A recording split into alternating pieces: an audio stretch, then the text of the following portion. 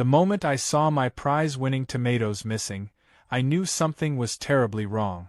This wasn't just a case of a few stray rabbits or some birds getting lucky. No, someone had been helping themselves to my farm like it was their personal grocery store. My heart pounded as I stared at the empty vines where rows of ripe, red tomatoes had been just yesterday. It wasn't just tomatoes either. Cucumbers, zucchini, and even my best bell peppers were disappearing like magic. But this wasn't magic. This was theft. At first, I thought I was losing my mind. Maybe I'd miscounted, maybe the farmhands had taken some home, maybe I had just imagined harvesting more than I did. But night after night, more vegetables went missing, and I was left standing in the middle of my farm, fists clenched, trying to understand how I was getting robbed under my own nose. The worst part? There were no signs of forced entry. No broken fences, no footprints, nothing. It was as if the vegetables had simply walked away. So I did what any farmer with a growing grudge and a touch of paranoia would do. I installed a motion sensor camera. It wasn't much, just a little setup near the vegetable patches, but I was desperate to catch this sneaky thief. And catch them I did. What I saw the next morning nearly made me choke on my coffee. There she was, Karen. I paused the footage, zooming in just to make sure my eyes weren't deceiving me. But there was no mistake. Karen, my entitled, nosy, always complaining neighbor, was sneaking into my farm in the dead of night, plastic bags in hand, stuffing them full of my vegetables like she was on a game show where the prize was free food. She wasn't even in a hurry. She strolled along, inspecting each vegetable like she was shopping at a farmer's market, occasionally discarding a pepper or two if it wasn't up to her high standards. I felt a mix of emotions: rage, disbelief, amusement. Karen was the last person I would have expected. Not because she was honest, but because she was always acting like she was too good for farm food. She had openly mocked my work in the past, claiming that she only bought organic from high-end grocery stores, yet here she was, elbow-deep in my crops, treating my farm like her personal Whole Foods.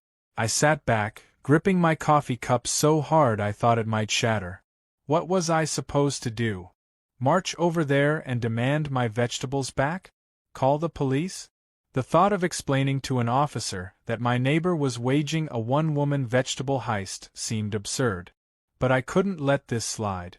Karen had been a thorn in my side for years, complaining about my rooster crowing too early, nagging about the smell of manure, and even trying to get my farm shut down because she thought it ruined the neighborhood's aesthetic. And now she had the audacity to steal from me? Oh no. This wouldn't end with a simple confrontation. If Karen wanted free vegetables so badly, I'd give them to her. But I'd make sure she'd never steal from me again. The idea struck me like a bolt of lightning. I leaned forward, a wicked grin spreading across my face. If she wanted vegetables, she'd get them. But this time, they wouldn't be just any vegetables. No, I was about to introduce her to something truly unforgettable. Ghost peppers. I wasted no time. I went out and bought the spiciest peppers I could find: Carolina Reapers, ghost peppers, and Trinidad scorpions. I planted them right where my bell peppers had been, making sure they looked identical to the ones Karen had been so fond of stealing. I tended to them with extra care, watching them grow into fiery little weapons of vengeance. The waiting was the hardest part. Every night I checked my camera, hoping to catch her in the act again. And then, just as I knew she would, Karen returned. The footage showed her moving through the rows, once again helping herself to my crops, blissfully unaware that she was about to have the worst meal of her life. I could barely contain my excitement the next morning. I watched her from across the street as she carried a large grocery bag into her house, no doubt preparing to make some extravagant meal using her stolen goods. I could only imagine the moment she took that first bite. Hours passed, and I nearly gave up on witnessing the fallout in person. But then, right when I was about to head inside, I heard it. A scream. A long, agonizing, gut-wrenching scream that echoed through the entire neighborhood.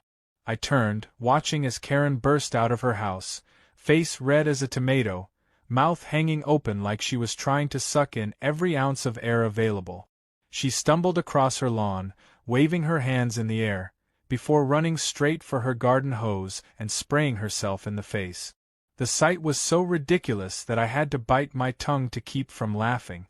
She gasped, choked, and then ran back inside, only to reappear seconds later with a gallon of milk, which she practically inhaled. The milk did little to help. She threw the empty jug to the ground, her eyes wild, her mouth still clearly on fire.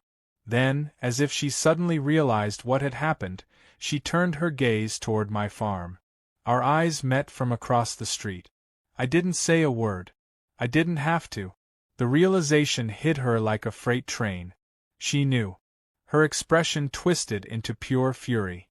She stomped toward my house, face still flushed, hair a mess, sweat dripping down her temples. I stood my ground, arms crossed, waiting. "You!" she shouted, her voice raspy, barely able to speak. "What did you do?" I raised an eyebrow. "What do you mean, Karen? You mean the vegetables you stole?" "Oh, those were a special breed I was testing. Extra spicy," she sputtered, pointing a shaking finger at me. You poisoned me." I laughed. "I couldn't help it." "Poisoned you? Karen, it's just a pepper. Maybe next time, you should ask before stealing from my farm." Her face contorted with rage, but she couldn't argue. She had been caught red-handed. The only thing she could do now was storm off, which she did, muttering threats about lawsuits and calling the police. I wasn't worried. I had the footage. If anything, I was the one with legal leverage. As she disappeared back into her house, still fanning her mouth, I turned back to my farm, feeling a sense of satisfaction I hadn't felt in a long time. This was only the beginning. Karen wasn't the type to back down without a fight, but neither was I. And if she wanted a war, she was going to get one. The morning after Karen's ghost pepper meltdown was one of the most satisfying moments of my life. I sat on my porch, sipping my coffee, watching her front yard like a hawk. She hadn't shown her face yet, and I could only assume she was still recovering from the fiery inferno she had unknowingly unleashed upon herself. Part of me expected her to march over, screaming at me, demanding revenge. But the hours passed, and the neighborhood remained calm. Maybe she had finally learned her lesson. Maybe she realized that stealing wasn't worth the risk. I should have known better. By the time the afternoon rolled around, I noticed something strange. Cars were pulling up to Karen's driveway, and people were getting out, carrying trays and dishes covered in foil. Curious, I leaned forward, squinting to see what was going on. It didn't take long for me to realize what she was up to. A potluck. She was throwing a neighborhood potluck. And judging by the number of people showing up, she had gone all out with the invitations. I chuckled to myself. She was really trying to put on a show, pretending that everything was fine, acting like she hadn't spent the previous night rolling around in agony because of the peppers she stole. But then something dawned on me, something that made me sit up a little straighter. She was serving food. Panic crept in as I realized what that meant. The stolen vegetables. The ghost peppers. Had she used them in her cooking? Surely, she wasn't that careless. Surely, after experiencing the burn firsthand, she wouldn't risk inflicting that pain on an entire gathering of unsuspecting guests. Or would she? I grabbed my binoculars from inside and peered across the street. Karen was standing in the center of her backyard, smiling, laughing, playing the perfect hostess. On a long table behind her, there were several dishes, a massive salad, a big pot of what looked like pasta, and a tray of salsa. My stomach dropped. All of those dishes could easily contain my ghost peppers, and none of the guests had any idea. I had to see how this played out. Slipping on my boots, I made my way across the street, keeping my face neutral as I approached the party. Karen saw me coming, her eyes narrowing, her lips curling into a smug smile. She had to be furious with me, but instead of attacking, she played it cool. Well, she said, placing a hand on her hip. "Look who decided to crash the party." I smiled, pretending I wasn't completely focused on the food. Just came to see what all the excitement was about. Karen smirked, lifting a glass of lemonade to her lips. It's a celebration. A little thank you gathering for my wonderful neighbors. You should try some of the food. I made it myself. I glanced at the table, my pulse quickening. Either she had removed the peppers after last night's disaster, or she was about to ruin her own party in the most spectacular way possible. I wasn't sure which possibility entertained me more. As the guests started serving themselves, I took a step back, watching closely. A group of older women spooned generous portions of salad onto their plates. A father loaded up on the pasta, piling it high. A kid reached for a tortilla chip and scooped up a large helping of salsa. My heart pounded. This was it. The first scream came from the salad table. An elderly woman, dressed in a floral blouse, took a bite and immediately grabbed her throat. Her face turned bright red, her eyes bulging as she let out a strangled gasp. Then, chaos erupted. The father with the pasta let out a yell, dropping his plate as he stumbled backward, fanning his mouth with both hands. The kid with the salsa didn't even have time to react. One bite in, and he bolted toward the drink station, nearly knocking over an entire table in his desperate search for relief. People started shouting, coughing, gasping for air. A man dunked his head into the backyard fountain, splashing water everywhere. A woman grabbed an entire carton of milk and chugged it without stopping. Someone was on their hands and knees, wheezing, their face so red I thought they might actually explode. And through all of this, Karen stood frozen, watching in horror as her perfect potluck crumbled into madness. I bit the inside of my cheek to keep from laughing. This was beyond anything I could have planned. I had expected Karen to suffer alone, but this was a full-blown disaster, a meltdown of epic proportions. And the best part? She had done it to herself. Karen finally snapped out of her daze, running toward the table, frantically trying to figure out what went wrong. She grabbed a piece of lettuce, sniffed it, then touched her tongue to it. Instantly, she let out a shriek and stumbled back, knocking over a plate in the process. What is happening?" she wailed, her hands shaking as she wiped at her tongue. One of the guests, an older man who had been foolish enough to take a big bite of the pasta, pointed a trembling finger at her. "What the hell did you put in this food?" Karen looked panicked, her eyes darting between the dishes, her mind racing. She had no idea. She hadn't even realized what she had done. And then, finally, her eyes met mine. Recognition dawned. Her mouth opened slightly. Her face, still red from the spice, twisted into an expression of pure, unfiltered rage. "You," she whispered, barely able to speak. I raised my eyebrows, feigning innocence. "Me?" Karen took a step toward me, but before she could say another word, the chaos around us reached new heights. Someone had called the fire department, claiming people were being poisoned. An ambulance arrived, though it was clear that no one was actually dying, they were just in extreme discomfort. Some guests were demanding answers, others were packing up and leaving, and a few were still running around the yard in search of relief. Karen, realizing the full weight of the disaster, turned back to her guests, raising her hands in an attempt to calm everyone down. I don't know what happened. I swear, I used normal ingredients. Nobody was buying it. People were furious, accusing her of trying to prank them, of ruining the potluck, of nearly sending them to the hospital. The perfect event she had planned had become an absolute nightmare. I decided I had seen enough. With a satisfied smile, I turned and walked away, listening to the chaos behind me. Karen's screams, the angry shouts of the guests, the sirens in the distance. It was music to my ears.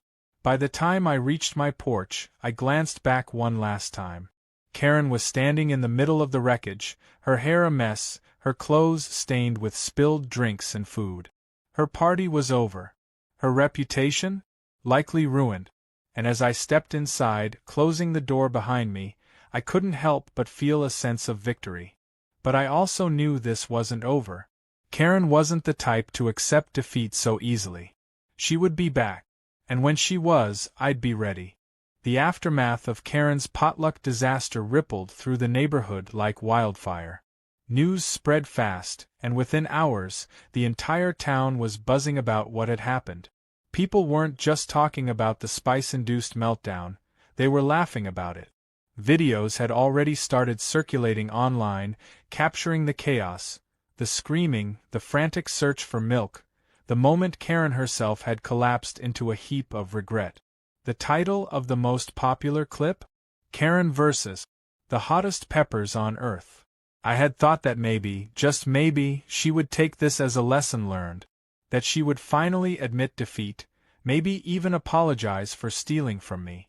But I should have known better. Karen wasn't one to accept responsibility. No, she was the kind of person who would rather rewrite history than admit she was wrong. It wasn't long before she struck back. The first sign of trouble came the next morning. I was out in the fields, tending to my crops, when I saw a police cruiser pull up in front of my house. 2 officers stepped out, one of them adjusting his belt, the other holding a clipboard. I sighed, already knowing where this was going. As I approached, the taller officer gave me a nod. "Morning, sir. We got a complaint from a Ms. Karen Dawson about an incident involving—" He glanced down at his notes. "Food tampering and possible poisoning." I let out a short laugh before I could stop myself. "Let me guess. She says I tried to kill her." The officer hesitated, then exchanged a glance with his partner. "Well, she did use the word attempted harm." I shook my head. "You mean with the vegetables she stole from my farm? Those vegetables?" The second officer, a younger guy, scratched the back of his head. Yeah, about that. We did see some security footage she provided of her, acquiring the produce." I raised an eyebrow. "You mean stealing?" He cleared his throat. "Technically, yes." I crossed my arms.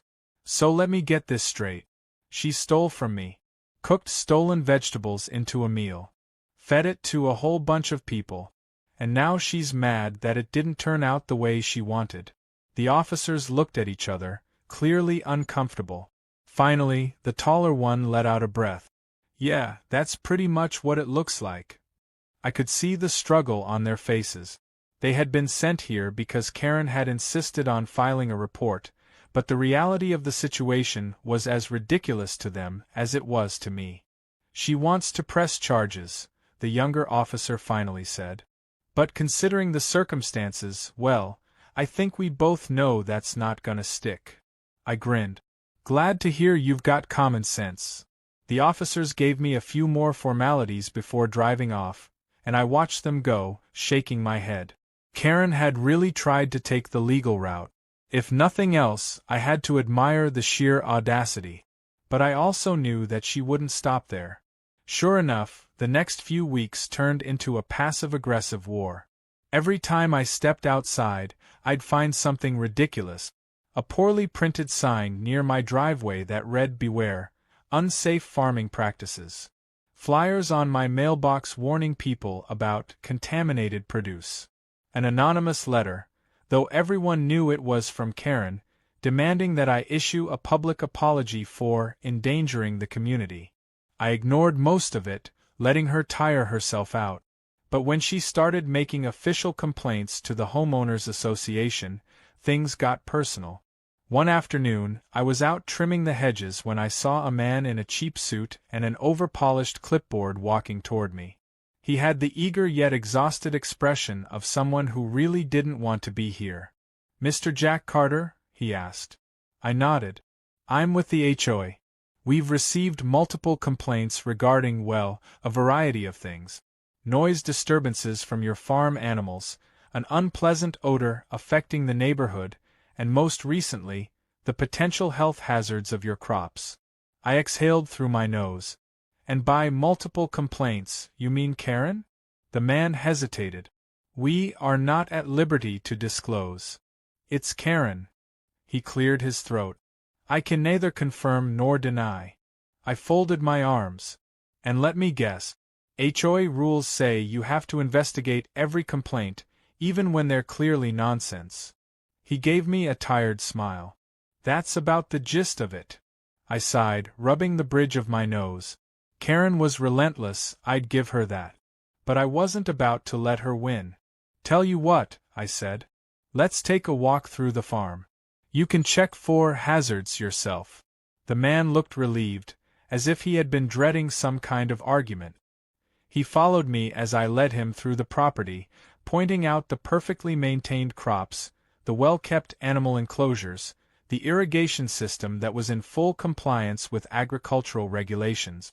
By the time we finished, he seemed almost embarrassed. Well, he said, flipping through his clipboard, everything seems to be in order. Of course it is. I'll let Ms. Dawson know that there are no violations. I smirked. Oh, please do. The man gave me a half-hearted nod and left, probably regretting every life choice that had led him to this job. That should have been the end of it. But Karen wasn't just a sore loser, she was a strategist. And her next move was as unexpected as it was hilarious. A few days later, a letter arrived in the mail. A formal notice. Karen had been sentenced to community service for her repeated instances of trespassing and property damage. And where, you ask, was she assigned to complete her community service? My farm. I nearly fell over laughing. When she showed up, she looked like she had been forced to eat 100 more ghost peppers just to get there. She stood stiffly at the entrance to the farm, arms crossed, jaw clenched, wearing an expression of barely contained rage. "Welcome to your first day," I said cheerfully. She glared at me. "I hate you." I grinned. "Let's get you started." The next few weeks were the best of my life. Watching Karen, the woman who once thought she was too good for farm life, get down in the dirt, pull weeds, shovel manure, and haul bags of fertilizer was nothing short of poetic justice. She tried to find loopholes, tried to get out of the worst tasks, but I made sure she did her fair share. Every morning, she arrived looking miserable. Every evening, she left covered in sweat, dirt, and regret. By the time her sentence was over, I thought maybe, just maybe, she had changed. On her last day, she handed me a plate of cookies. I eyed them suspiciously. "What's this?" "A peace offering," she said flatly. I picked one up, sniffing it. Something felt off. I took a bite, and instantly regretted it. Heat exploded in my mouth, my vision blurred, and I wheezed, choking on the inferno. Karen's lips curled into a victorious smirk. "Ghost pepper extract," she said sweetly. "I figured you'd appreciate the irony." I spat the cookie into the dirt, coughing. Then, despite the pain, I burst into laughter. "Touché, Karen." She crossed her arms. "We're even." I wiped my eyes, still laughing. "Oh, not even close." She narrowed her eyes. "What do you mean?" I smiled. "You'll see." Karen paled slightly, then turned on her heel and marched away. This wasn't over. Not by a long shot.